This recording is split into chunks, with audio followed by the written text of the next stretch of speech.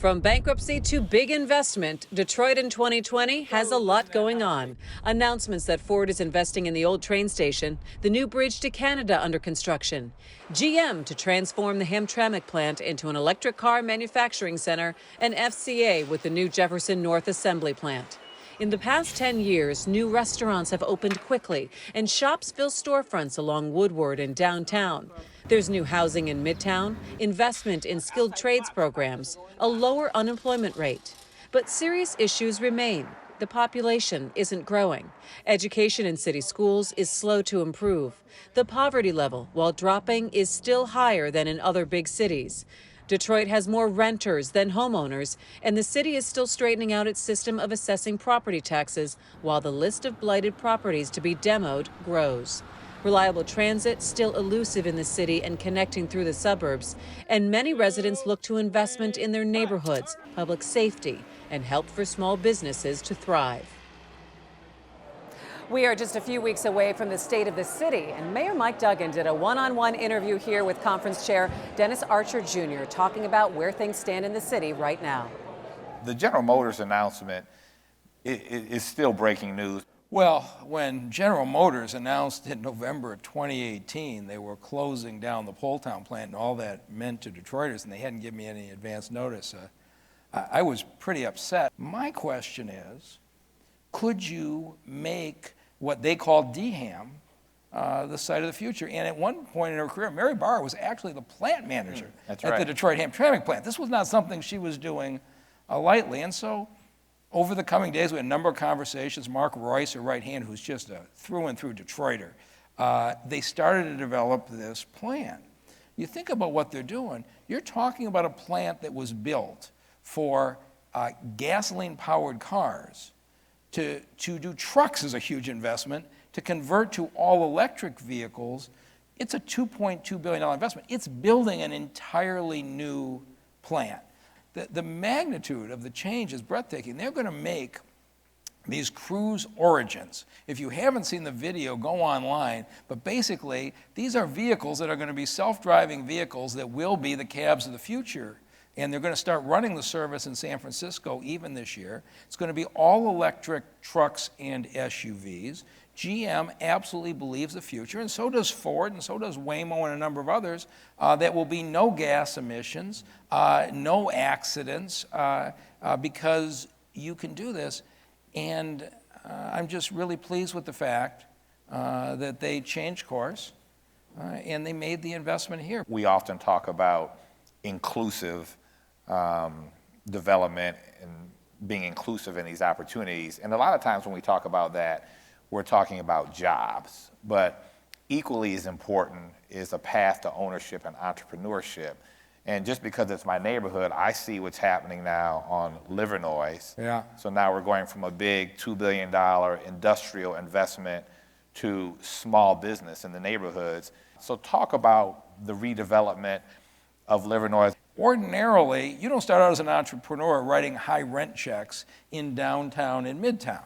And in the neighborhoods, folks don't want to go to downtown and midtown for their services. If you're out in that northwest area where I used to live, you basically go to the suburbs. And so we had this idea. Livernois had an enormously rich tradition as the avenue of fashion. That's right. For many years. And over the years, that slipped badly, but we said, what if we brought it back? But this is what we do. If, as a community, you do it in a respectful way. You go into the neighborhoods, talk to the business owners, talk to the neighbors, and let them talk to each other as a group. And then we put $17 million into that streetscape. I had to take a lot of grief in the short term, but I think when you see what happens, this is the kind of city we're trying to build. Can you talk about and just reiterate the importance of the census and what we can do as members of the community to help you get this done? Well, in 2010, of course, the city was going through some turmoil and not much effort was put in. And DTE, which shows me what the utility hookups are every day, thinks the city was probably undercounted by 30,000 people. That probably cost us $300 million in services. Everything from money for school lunch to Medicaid to development programs and the like. And the minority undercount is very real. People of color are more distrustful of why the government is asking who's in their house and what do they make than Caucasians. That's just the truth, which means that our community has to have that much more effort, but you need trusted voices. And across the city, in a number of the ethnic areas and the like, whether it's the Bangladeshi community, the Latino community, the Yemeni community, it's been absolutely terrific to see everybody come together. And the thing that we're emphasizing over and over is, under federal law, the Census Bureau cannot disclose any details of your census application for 70 years. They can't give them to the IRS, they can't give them to ICE, they can't give them to local government, they can't give them to your car insurance company. And so we're saying to everybody, and the apartments, landlords are all hosting meetings to say this, fill it out honestly. And where you sleep at night April 1st, don't be afraid to say, I'm a Detroiter, it'll count for the next 10 years. You mentioned something in the back, that there's 2 times in the last 50 years did we have a Democrat in Lansing and in D.C. Talk about the importance of the upcoming election and what that sort of alignment would mean for the city. The 2 years was the 2 years of Granholm and 2 years of Obama, 2009, 2010, which in this city was a traumatic time in what was going on. And so you have not had a time in this city in 50 years where a mayor could sit with a Democratic president and a Democratic governor and really be able to lay out what is an urban agenda with Lansing, Washington, and the like lined up. So obviously, I'm campaigning hard for Joe Biden, but if we can get that alignment, the next term as mayor could be an historic time. For more on where the city stands, let's bring in our One Detroit contributors, Nolan Finley of the Detroit News and Stephen Henderson of American Black Journal. Hey guys, it's good to see you. Good to be here. All right, Detroit in 2020. Go, Nolan.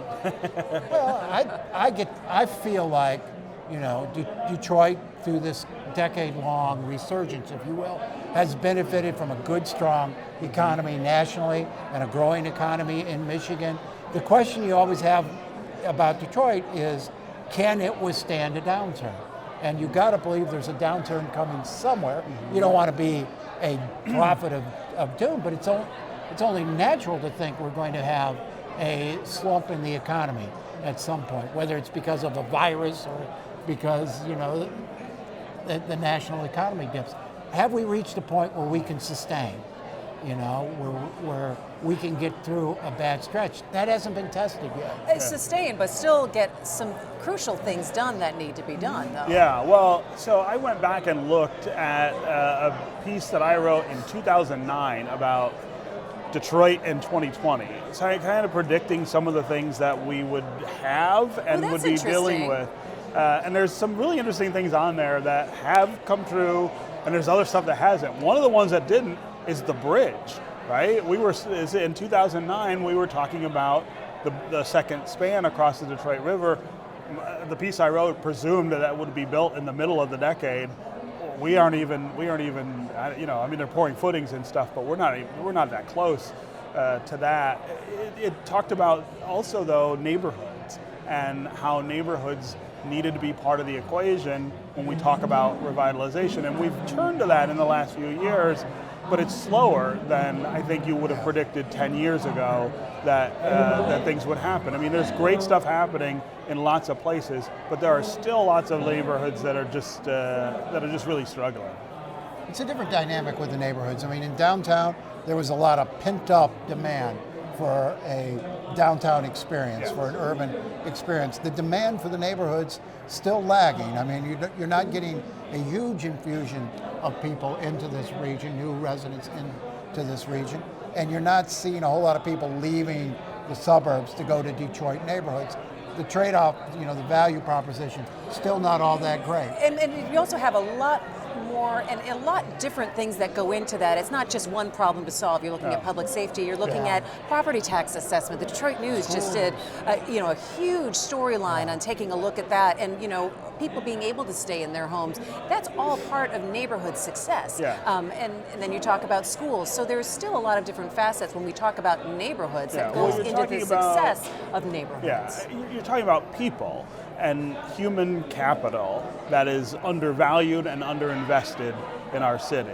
And that's the hardest thing to move. It's the hardest needle to move from negative to positive, because it takes a lot of time. It is more costly than some of the other things that we've done, and there aren't push button answers to a lot of the problems, right? I mean, there aren't businesses. If there aren't businesses downtown, the answer is to attract some businesses and open some things. And Dan Gilbert went and did that. It wasn't that difficult. Investing in people who have been underinvested for generations and moving them along to opportunity and changing the environment that they live in so that that opportunity can take seat. That's really different. But I think what you need to see is a stabilization. I'm not sure we've hit that yet. We need people still dropping to down in some places. Stay in the neighborhoods as they move up the economic ladder. Right. We haven't seen that in Detroit. People move up the economic ladder, whether they're white or black, and they move out. Go. And I think you're starting to see people stay in some of the neighborhoods, some of the better neighborhoods. But again, unless you get growth, it's hard to imagine you're going to get people leaving suburban neighborhoods to move into Detroit neighborhoods the way you've seen people leave the suburbs to come to downtown Detroit. So let's it's talk a a little bit dynamic. about growth, and we're going to be able to do the census in 2020. And so what will those numbers really tell us, Nolan, and what kind of impact will that have? Well, I think they're going to be better than past census numbers. And Mayor Duggan's speaking today. Like every other mayor I've ever heard since I've worked here, we got to get a big census count. We got to make sure we count everybody. And a lot of things work against that. There's still a lot of transient population in the city, a lot of mistrustful people in terms of giving the government their information. It's always important, and we always fall just a little bit short of where we want to be at the end. Yeah, I'm worried about the census, frankly. I'm worried about what the number actually is. I think it's smaller than we think that it is going to be, and I'm worried about making sure that everybody gets counted. I think there are a lot of people who feel either like there is no point in filling out the census, or that there is a negative consequence that's possible if you do it. I have heard specifically from people who say, I'm worried about immigration reactions to the census. I'm worried about child support, those kind of things. These kind of rumors take hold and they spread like wildfire in cities like Detroit, and you have to push back against it. We're doing a lot of things, I think, to do that. But there's a lot of big information campaigns that are trying to roll out. I really worry that it's not going to be enough and that our count is going to be low. Well, the one thing the mayor talked about in terms of the census was he says 60% of the people living in these downtown apartment buildings don't claim Detroit as their residence. And they don't need to do that on the census. They just have to say, we live here. I live here. Yeah. All right, well, there's a couple of other things that I think we're going to be tackling in Detroit and the region in the next 5 to 10